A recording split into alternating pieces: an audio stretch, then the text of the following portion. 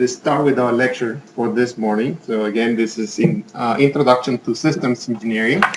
As we discussed on Monday, the material for this class is already available on track, so you are encouraged to print the slides to come before coming to class, so you can take notes on the slides. And today what we're going to do is we're gonna go over some definitions and basically expand on the introduction, on the brief introduction that we had on Monday. And here's some of the references I'm using for this lecture. As you can see, one of them is our book for the class, Systems Engineering Principles and Practice, and the other one is the Engineering Design of Systems. So I encourage you to purchase the book. If you cannot buy the book, I have a couple of copies in my office. So if you need to borrow one of them, you can stop by during my office hours. So this is the agenda for this morning. As I mentioned, we're going to expand on that definition of systems engineering, and we're going to cover other definitions this morning. Then we're going to present some examples so you can differentiate between systems that require these concepts that you're going to be learning in this class, and from those that are not necessarily complex systems, that you are not going to be requiring the concepts from this class to be able to design them. So what is systems engineering? If you remember from our previous discussion on Monday, the function of systems engineering is to guide the engineering of complex systems. So we are going to have a focus on integration. We want to integrate all these disciplines, all this knowledge base that we have available towards one goal, which is the engineering of a complex system. So to guide is defined as to lead, manage, or direct, usually based on the superior's experience in pursuing a given course, or show the way. So a systems engineer is a person that has a wide variety of knowledge, not necessarily an expert on every field, but has experience and has an understanding of how to lead, manage, and direct towards the achievement of a goal. This characterization emphasizes the process of selecting the path for others to allow from among many possible courses, a primary function of systems engineering. So what we are trying to achieve again is from by looking at these three dimensions that I mentioned several times on Monday, the schedule, which is basically the time, the cost, and the performance of the system. We want to find what is the best path to achieve that goal. So another definition, what is systems engineering? The application of scientific principles to practical ends as the design, construction, and operation of efficient and economical structures, equipment, and systems. So again, cost, economical, that word is related to cost. Same time, we want to make sure that we meet the schedule, and also we are achieving the performance that is required. So what I have play this, it was working.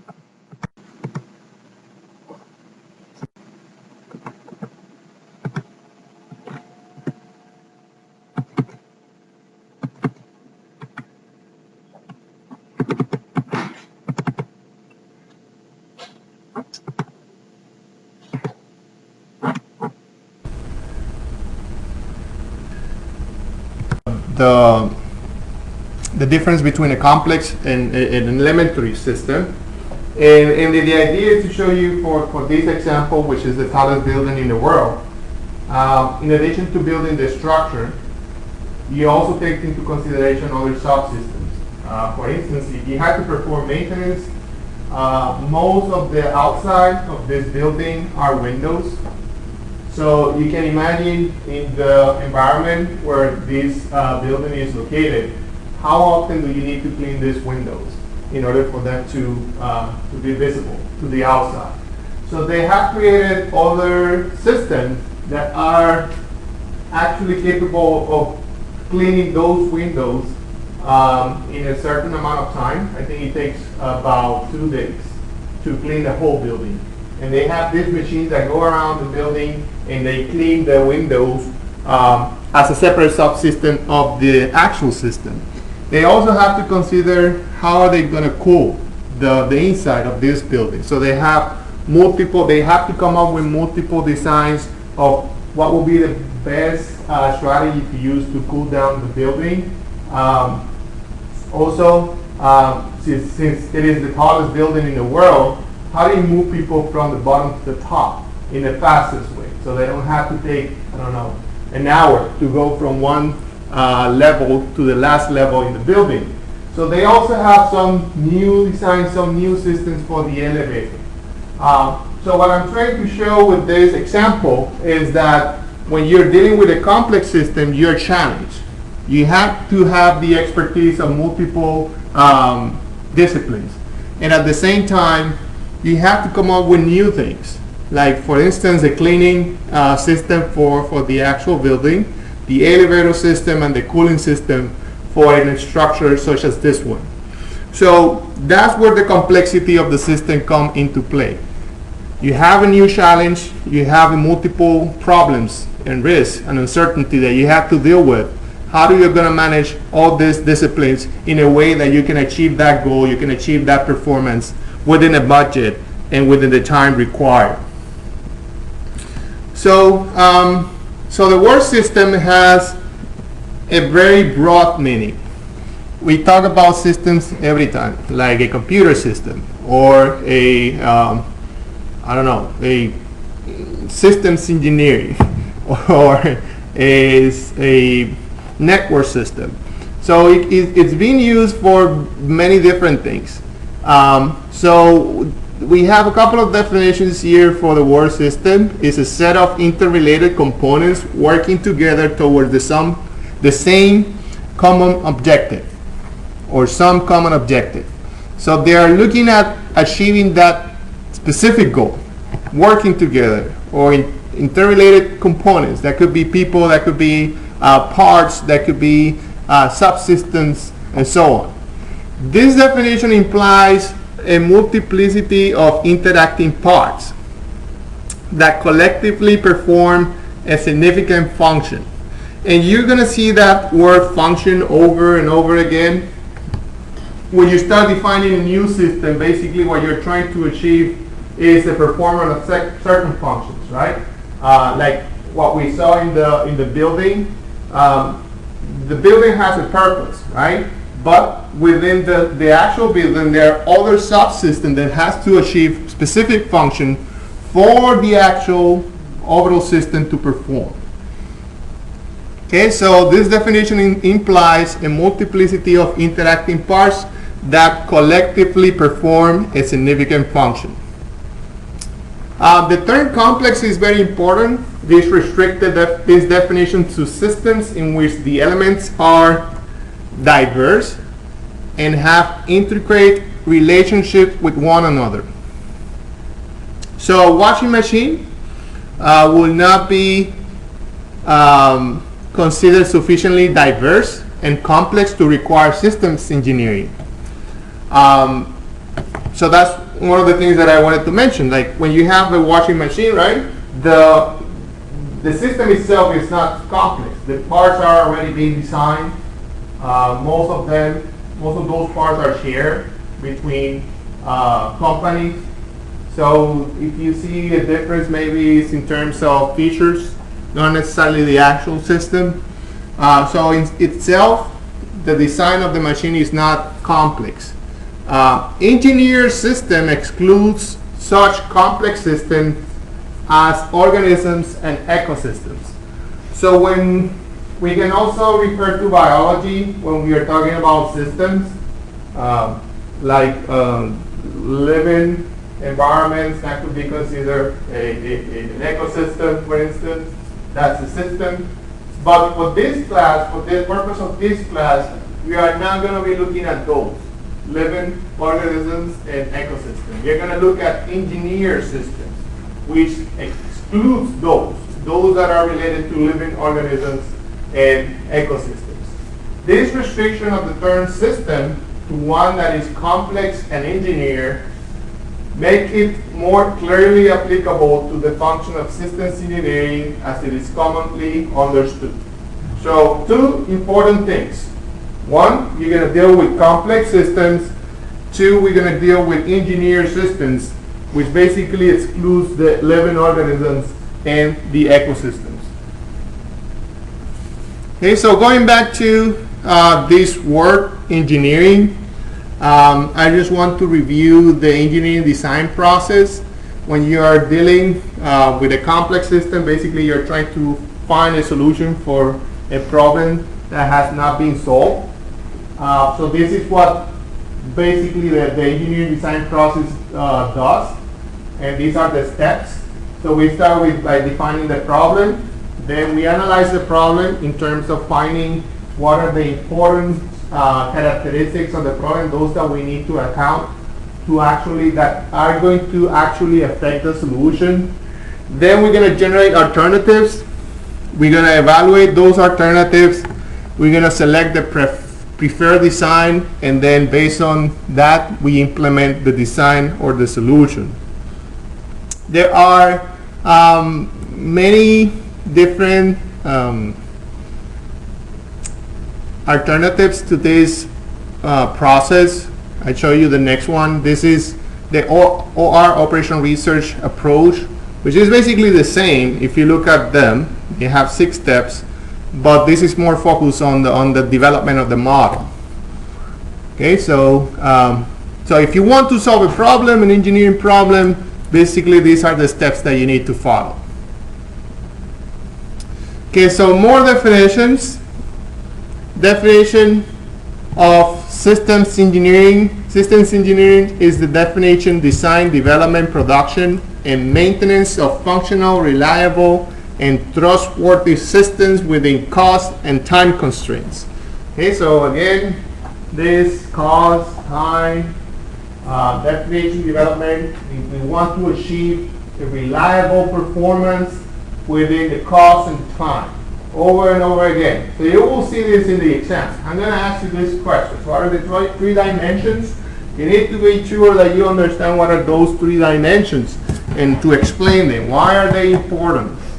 Because that's basically the foundation for systems engineering. You want to make sure that you are targeting a complex, diverse system, and you want to make sure that your design is achieving certain performance within the time and the cost that you have available, or the budget that you have available. Systems engineering is an interdisciplinary approach. What does that mean? What is interdisciplinary? Anybody?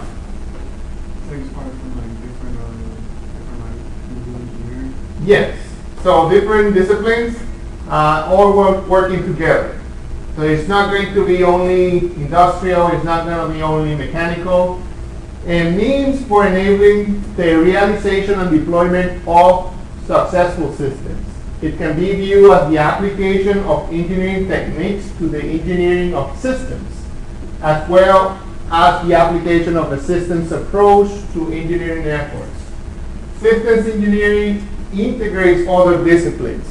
Okay, so other disciplines not only in engineering, but from finance, from human resources, from computer science, marketing, all of them working together to achieve this goal. And the specialty groups into a team effort, forming a structured development process that proceeds from concept to production to operation to disposal. Okay, so we come up with a concept. Then we have to come up with a plan for producing that concept. Then once we are able to produce the item or the system, we put it into operation. And once it is operating, then once it has lived the expectation, we have to dispose that system. Systems engineering considers both the business and the technical needs of all customers. So when you're dealing with a new system, like for instance our building, our Ingram Hall building, before they started designing and building, there was a lot of meetings. I would say about a year. We were meeting twice a week or 2 or 3 times every 2 weeks to understand what was needed from the faculty perspective, from the staff perspective, from the space perspective, from the university level, the president perspective. So a lot of conversations with the customer. I don't know if at some point I think they meet also with a group of students in order to understand what was needed. That is very important. The goal is providing a quality product that meets the user needs. We're going to see if that's going to be the case for us.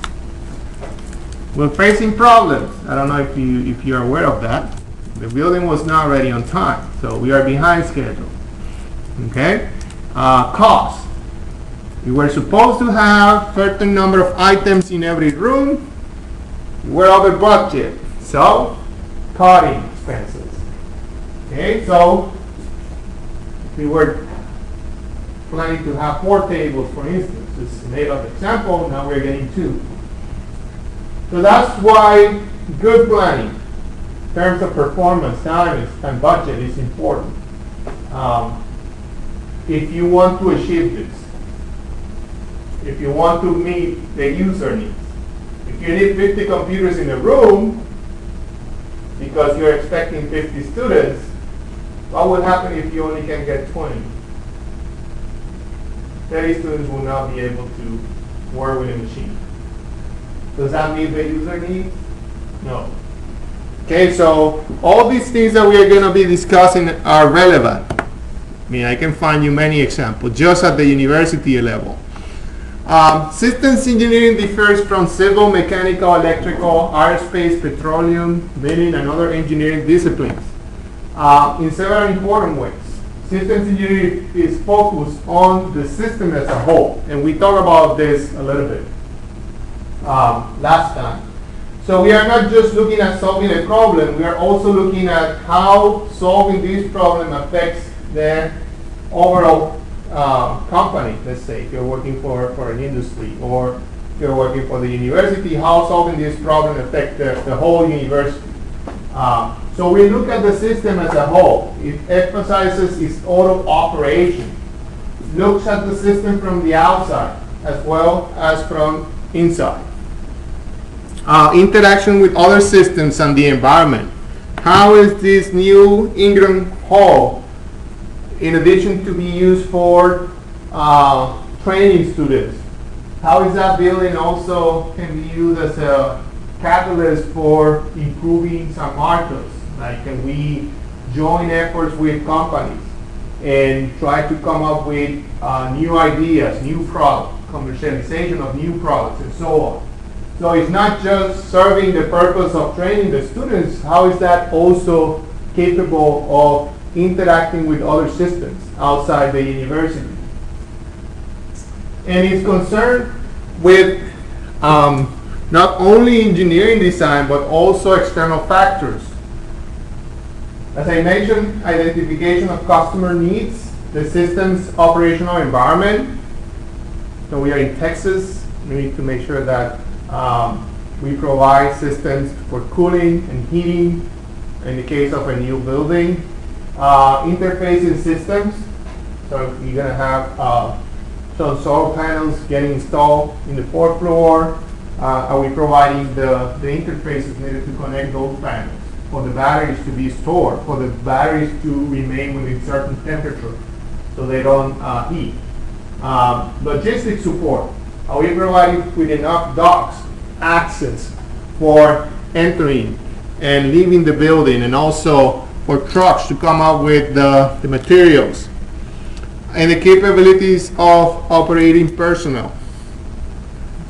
Okay, so we're not just only looking at the engineering design, but also looking at many things from outside the design.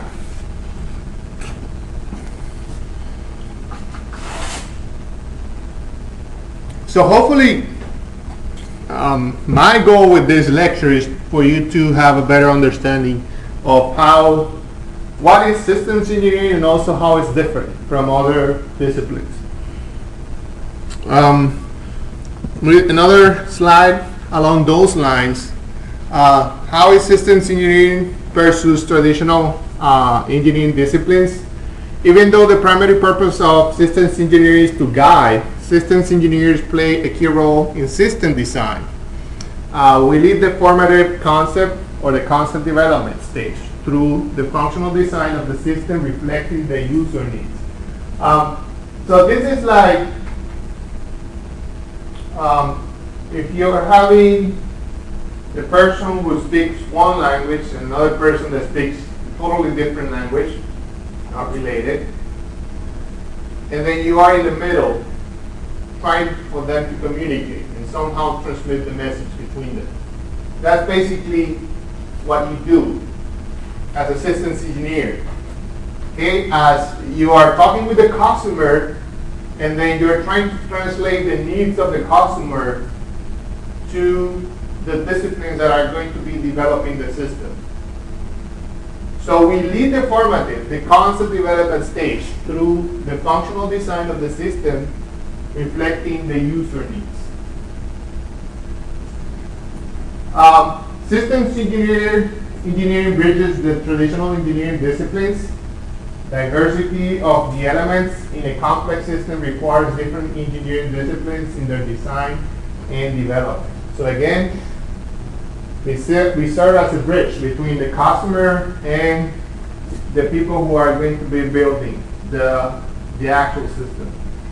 So we try to understand the user requirements, we define them, we translate that into functions, and we assign those functions to the different disciplines. And we also keep the communication, so we are making sure that the goal of designing that solution of that system is achieved within time, budget, and what else? And a performance, right? Satisfying a specific performance. That could be, in the case of our building, a new in-room hall, having enough space for, 30 courses at the same time. That will be a performance.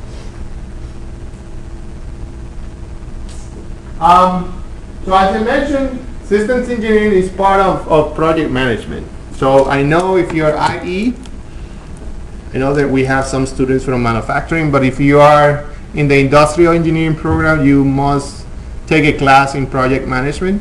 Have you taken that class already? 3. They're changing it. Oh yes, right. Adding it to the 2 semester. Correct. Yes. So now it's going to be part of your capstone, right? So it's going to be part 1. It's going to be project management. So at some point you will get to that class and you will see how it's connected with systems engineering.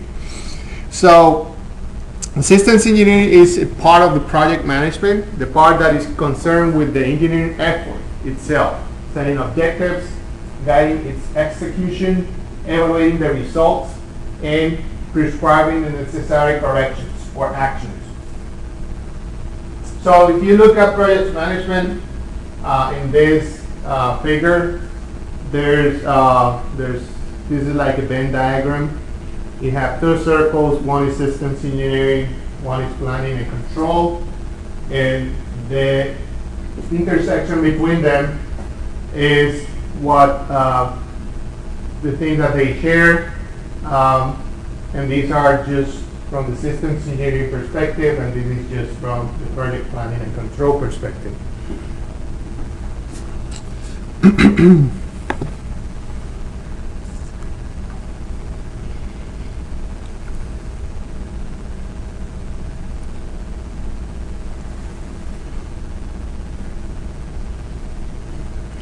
Okay.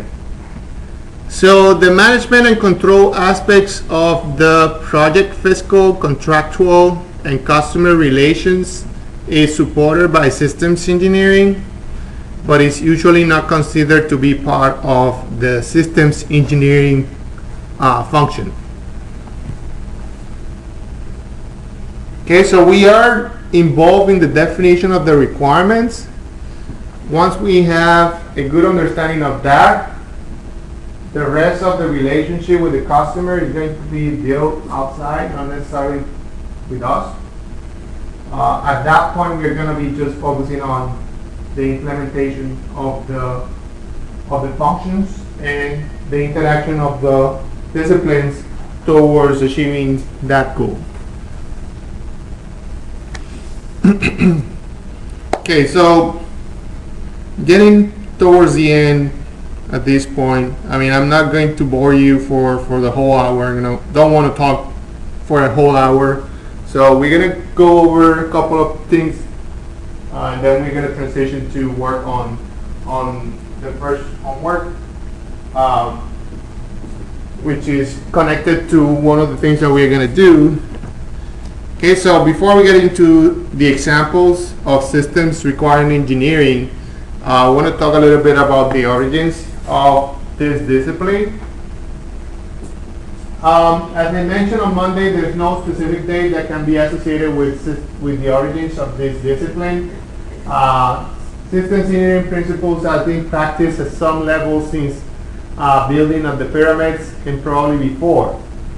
For example, the Bible records the Noah's Ark was built to a system specification. The recognition of systems engineering as a distinct activity is often associated with the effects of the Second War or the World War II.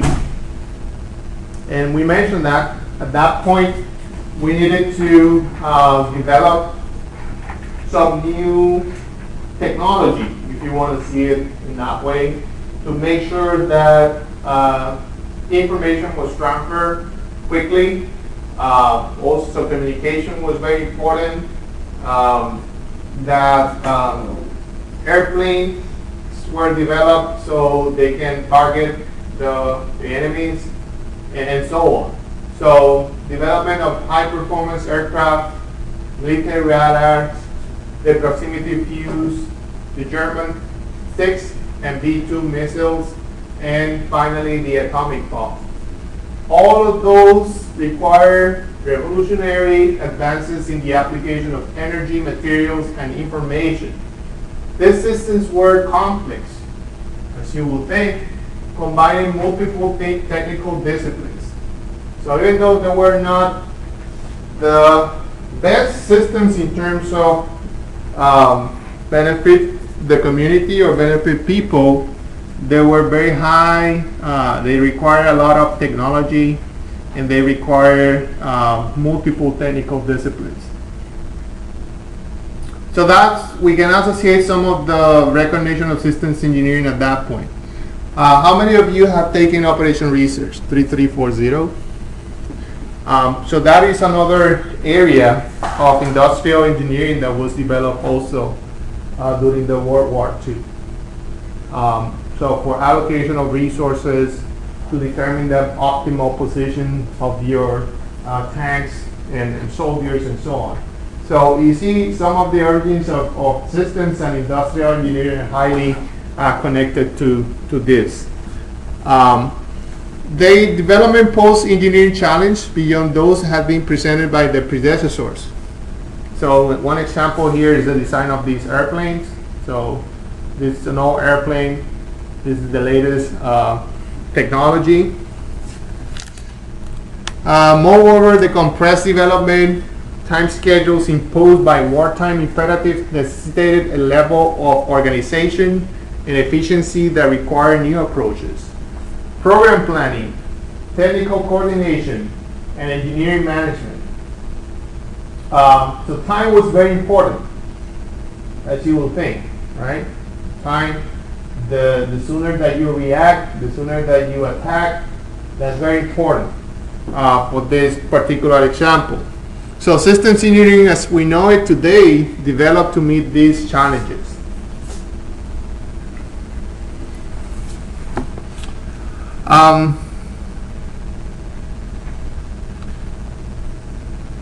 So the relation, if you need more time to write down, just let me know. Okay, so if I'm going too fast, just let me know. The relation of modern systems engineering to its origins can be best understood in terms of the three basic factors, and they are listed here: advancing technology, competition, and specialization. Advancing technology, which provide opportunities for increasing system capabilities, but introduces development risks that require systems engineering management. Can you think of any technological devices that have been taken into production recently that have failed and people have been damaged by them? Samsung Galaxy. Yes, so that's basically the example that I always, most of the time I get, right? That cell phone, that the battery was not performing as expected and was creating these explosions. So advancing technology, right, that provides you some opportunities, but at the same time, there's some risk associated to it. So systems engineering management is really, really important. So you make sure that you have not only the design and the design for the production, but also the test to make sure that the product is going to be performing under different environments, different conditions. And once you have those tests performed, then you can take those to make sure that they perform well. You can take that to production. When you don't perform those tests, and we're going to look at one case study in which that happened, that ended up costing you a lot of money. Right? You see, Samsung, by failing to provide that functionality, they lose customers. They also needed to pay losses because of the people that were in danger because of their cell phones. So this translates into money.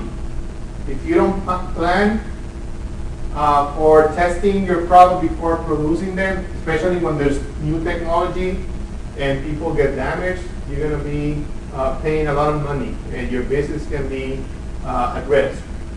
Competition, but at the same time, right, you want to make sure that you are advancing the technology because you have competition. So you want to make sure that you bring your product, right, so you need superior system solutions through the use of system level trade-offs or alternative approaches. So you want to make sure that you're providing something new. In the case of the cell phones, right? So you keep your customers buying your product because you have some competition. If you don't do it, someone else is going to do it. So that's the other dimension. And then specialization, partitioning the system into building blocks corresponding to specific product types that can be designed and built by specialists, and strict management of their interfaces and interactions. How is that important in the cell phone design? Specialization. Like if you think about a cell phone, what are the features that any features that you are interested in when you're buying a cell phone? What are the things that you look at? Camera, yes. So think about that. Let's look at the camera system. So if you're coming up with a new design, let's say an update of your cell phone, if you have specialization, basically you're saying that you're building your cell phone from different subsystems in which you can plug in and plug out some of those components and create a new design. Like for instance, the camera. Let's say that you just update the camera, you put that new camera in the old system, and that's an update. That's basically what you're seeing with most systems, right? So when they're coming with this new model, they are just updating some of the areas on the cell phone. They are not coming with the complete redesign of the actual system. They're using specialization. They're partitioning the subsystem. They focus on those that the customer are looking for. So let's say the space for storing memory space, or the camera. They can plug in, plug out. You got a new system. So partitioning of the system into building blocks corresponding to a specific prototype that can be designed, built by specialists, and strict management of the interface. So you have to make sure that you have the right interfaces so you can plug in and plug out some of those new subsystems. As I mentioned on Monday, I have friends working at silicon semiconductors,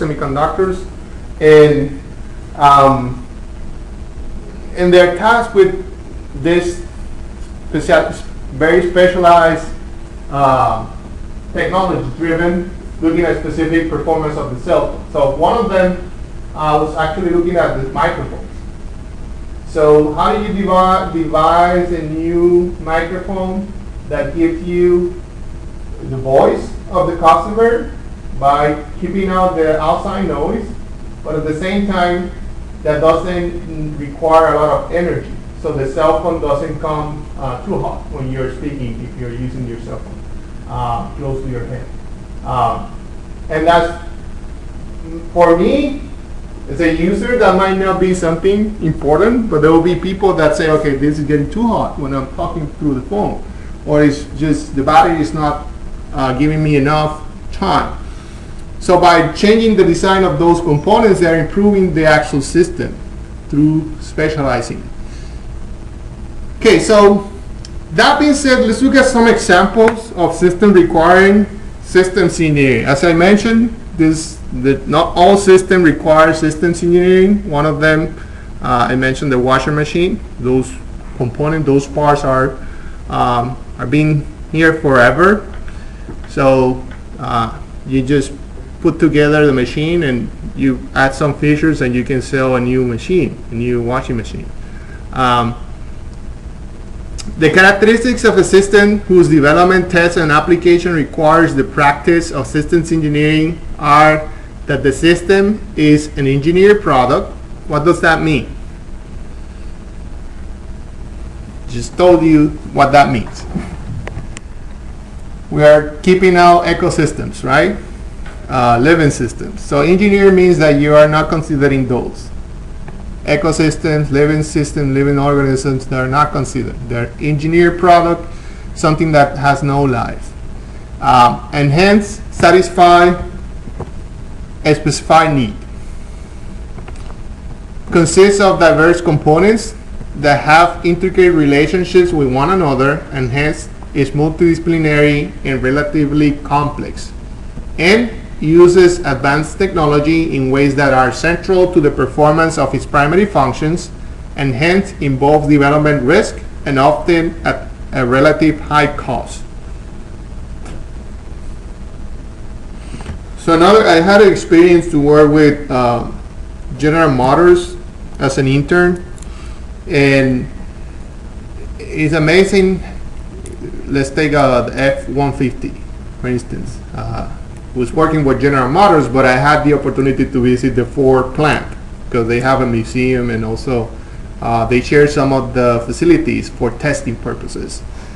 So they have all these different testing facilities to take the truck and make sure that they perform as expected according to the different environments. They are trying to develop new things, like minimize the weight of the truck, for instance. But by changing that, they want to make sure that the truck still performs, right? So there's a development risk there.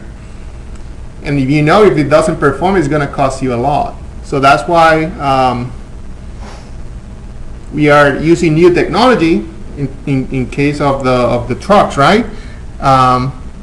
Which is central to the performance of the primary functions, but at the same time has a lot of risk. And I remember some of the ads from General Motors and Chevy. They were throwing very heavy objects to the backside of the truck of the F-150 and showing that it was breaking at some point. So you want to avoid that. you want to make sure that if you are coming up with some new things, you're meeting the performance, but also that you're performing at different levels on different areas, because if not, it's going to cost you. So, as I mentioned, a set of interrelated components working together as an integrated whole to achieve some common objective. That fits most of the appliance, which are listed here. However, these appliances involve only one or two disciplines, and the design is based on well-established technology. So that does not require systems engineering. So they fail the criterion of being complex. Okay, so here are some examples of systems that require systems engineering, a weather satellite, and here's some description of what they do in terms of input, process, and output. Terminal air traffic control system, truck location system. This is becoming very popular. So right now I'm working with the Central Texas Food Bank, and even though it's a non-profit agency, they have systems to track their trucks. And they know where they are, they know when they're stopping for lunch, they know they can pick up materials or items or food from some of their donors. So this is very interesting, and it's allowing you to do many new things. Airline reservation systems, clinical information system, fire spread prediction system. This is also one of the things that is becoming very relevant right now. Passenger aircraft, obviously, design of new airplanes, modern harvesters combined, oil refinery, auto assembly plant, like Tesla have to come up with a new, completely new design for their factory to build their cars. Electric power plant, open pipe mine, oil platform. We will talk about this later on. So the idea here is to show you how this air traffic system works and why it's complex. So you have all these systems working together, and then you have some uncertainty in terms of the weather conditions. So you have the satellite trying to gather information, you have the tower providing commands, then the landing environment, the support environment, people and payload interface, and maintenance environment. So all these systems working together to get you in and out the airport. Satellites, obviously, you see a lot of solar panels, a lot of subsystems working together, systems that can be took apart and bring new components in, update the satellite. So this is also, you see the advance of the satellites from year to year. So here's the Skylab, and this is MIR space station, which was active until 2001. And then finally, what I have here is I have tried to compile, haven't updated, but I did it for multiple years since 2011, the development of new systems throughout these years. So in 2011, touchscreens were new at that point, Facebook. Then biofuel plug-in hybrid, Skype, voice in Gmail, personal solar panel, RFID, 3D TV. How many of you have 3D TVs? You got one? Does it work? Right, kind of, right? So it was new in 2011. Skeleton legs, telepresence room, full body scanner, Watson. You know what Watson is? No idea what Watson is? Is the artificial intelligence computer that is being developed by IBM. So they have it here in Austin, actually. So Watson allows you to have a conversation with it. So you can step on into a room and tell Watson, please tell me about this subject, and it will do an extensive search online and in libraries and so on, and it can have a conversation about that subject with you. It's amazing. So it's like an Amazon Alexa on steroids. Well, you see, Amazon Alexa, they can follow instructions, right? They can recognize instructions, but it cannot think. Well, think, can't, like, yeah, yes. So you will not be able to discuss a subject with Alexa, right? And that is, so it can, for example, be being used for medical treatment. So if you're in a doctor office, okay, the doctor has a lot of knowledge, obviously, but sometimes, I mean, there's so many conditions. So they might be aware of some of them, not all of them. So if they're treating you for something, they can rely on Watson to say, okay, what about this treatment for this condition? And they will go, Watson will go search online, and this is what has been used to treat this condition. This is what's been working. People in this area have used it. People in this area have used it. So it's like thinking as a human with a lot of backup in terms of knowledge, because they can access all these libraries and so on. So if you're not aware about artificial intelligence, that's coming. Maybe not in 5 years, but at some point. So Watson is one of them. Let's see. Let's move to another year, 2012. Crash avoidance system. So that's, I think, is going to become safety requirement for most cars in the next few years. What that does is that you have a camera in front of your vehicle, and if you are getting close to the vehicle in front of you, you can stop the car for you. So it's for safety. Windows 8 was developed in 2012. Autodesk 1 to 3D. Flexible display. There's a lot of promises about this technology. So you can wrap your screens.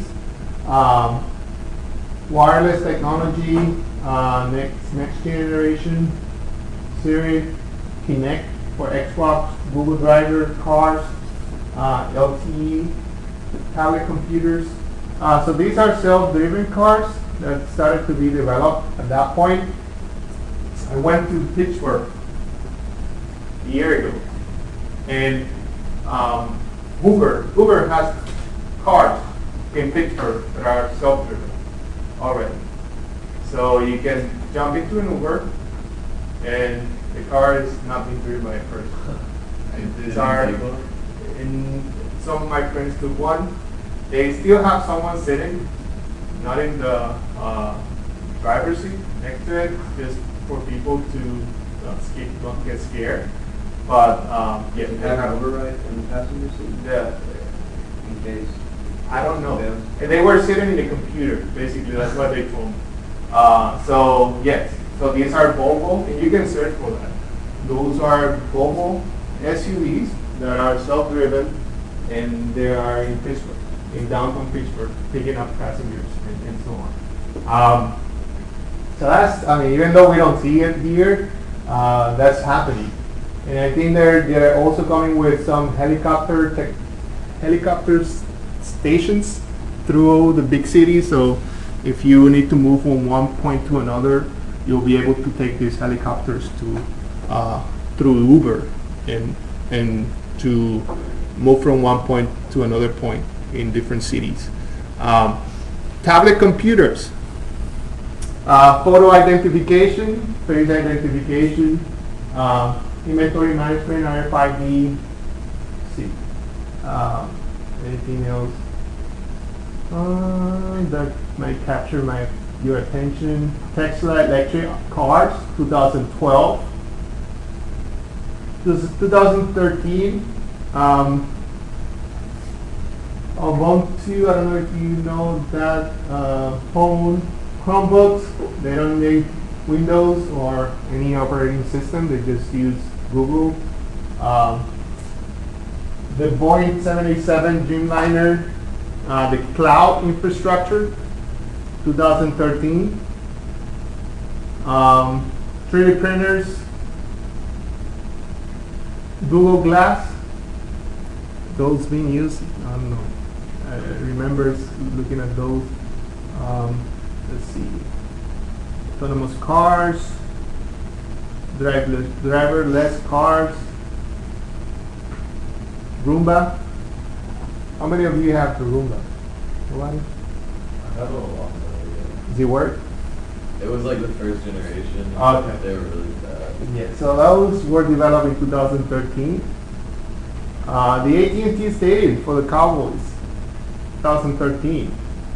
How many of you have been there in the stadium? Amazing, right? A lot of technology. Let's see. So at this point, I want you to get started. We have 5 students here. Maybe that would be a good idea if you can form 2 teams, 3 to 2 students. And you're basically going to do this same exercise. I put this, I mean, I don't want you to ask anybody their age, right? But you can decide on your own team who wants to take notes, okay? So name 5 examples of new engineered complex systems developed in the last 1-2 years, especially those not listed in the examples or on the examples in the slides. State the advanced technology used and the societal need the system was designed to meet. And I have provided you with this slide. If you go to tracks, you can download this PowerPoint slide so you can fill it out straight from the PowerPoint.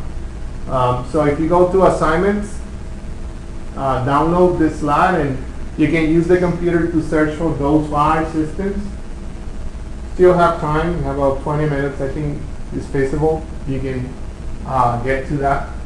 As soon as you know who's working together, only one person has to upload the file. The only thing that I need, if you're working in a team, the person who uploads the slide has to list all the names when we're working together here at the top. So I'll let you decide. If you don't find a teammate, I can assign you. So we'll just probably, yeah. So you already have selected the.